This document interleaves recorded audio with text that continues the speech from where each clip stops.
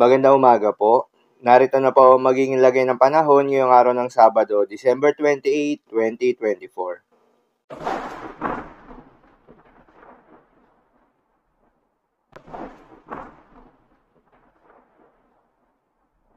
Sa kasalukuyan at ayon sa pag-asa, itong shear line o yung salubungan ng malamig na hangin at mainit na hangin ay nakakaapekto muli sa may eastern section ng Northern Luzon.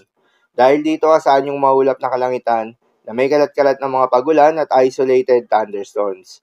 Habang northeast monsoon naman o hanging amihan ng patuloy na nakakaapekto sa nalalabing bahagi ng Northern Luzon. Dahil dito asahan naman yung maulap na kalangitan na may kasamang mga pagulan. Intertropical Convergence Zone naman o ITCZ ang nakakaapekto sa may Southern Luzon at buong bahagi ng Visayas at Mindanao. Dahil dito asahan yung maulap na kalangitan na may kalat-kalat na mga pagulan at thunderstorms. Habang mga localized thunderstorms naman sa nalalabing bahagi ng ating bansa, dahil dito asahan yung maaliwalas na panahon lalo na sa umaga hanggang sa tanghali. Ngunit pagsapit ng hapon na gabi ay posible ang panandali ang buhos ng mga ulan.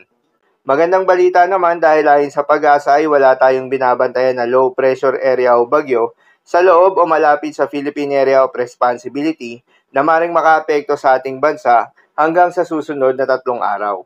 Para naman sa magiging lagay ng panahon ngayong araw ng Sabado, dahil nga sa epekto nitong Intertropical Convergence Zone, asahan sa Mindanao, Visayas, Bicol Region, Mimaropa at Quezon ang maulap na kalangitan na may kalat-kalat na mga pagulan at thunderstorms. Posible ang mga pagbaha o pagguho ng lupa dahil sa katamtaman hanggang sa kung minsan ay malakas na pagulan. Habang sa Cagayan, Apayao at Isabela ay asahan naman yung maulap na kalangitan na may kalat-kalat na mga pagulan at isolated thunderstorms. Dulot naman yan ng shear line. Posible rin ang mga pagbaha o pagguho ng lupa dahil sa katamtaman hanggang sa kung minsan ay malakas na pagulan. Habang sa Batanes at Babuyan Islands ay asahan naman yung maulap na kalangitan na may kasamang mga pag-ulan. Dulot naman yan ng northeast monsoon. Posible rin ang mga pagbaha o pagguho ng lupa dahil sa katamtaman hanggang sa kung minsan ay malakas na pag-ulan. Habang sa Ilocos Region at nalalabing bahagi ng Cagayan Valley at Cordillera Administrative Region ay asahan naman yung bahagyang maulap hanggang sa maulap na kalangitan na may kalat-kalat na mga mahihinang pag-ulan. Dulot pa rin yan ng northeast monsoon. Habang sa Metro Manila at nalalabing bahagi pa ng ating bansa, ay asahan naman yung bahagyang maulap hanggang sa maulap na kalangitan na may kalat-kalat na mga pagulan o thunderstorms. Dulot naman yan ng Intertropical Convergence Zone. Posible rin ang mga pagbaha o pagguho ng lupa during severe thunderstorms. At dahil pa rin nga sa epekto nitong shear line at Intertropical Convergence Zone, asahan ngayong araw ang heavy to intense rain sa Cagayan, Isabela at Palawan.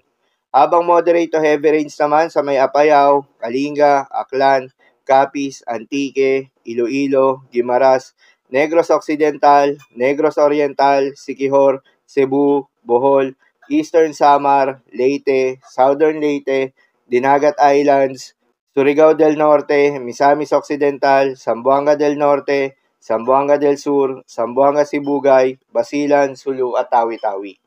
Sa mga apektadong lugar, ingat sa mga posibleng banta ng pagbaha at pagguho ng lupa, lalong-lalo na sa mga lugar na inuulan na noong mga nakaraang araw pa. Para naman sa magiging lagay ng mga dagat baybayin, ayon sa pag-asa ay may nakataas pa rin tayo na gale warning sa mga seaboards ng Batanes, Babuyan Islands, northern coast ng mainland Cagayan, Ilocos Norte at Ilocos Sur. Dahil yan sa epekto nitong northeast monsoon. Payo ng pag-asa ay huwag munang pumalaot yung mga kababayan nating mangingisda at yung may mga maliliit na sasakyang pandagat sa mga nasabing seaboards dahil inaasahan pa rin yung maalon hanggang sa napakaalon na karagatan. So, lamang po para sa lagay ng panahon ngayong araw ng Sabado. Keep safe everyone.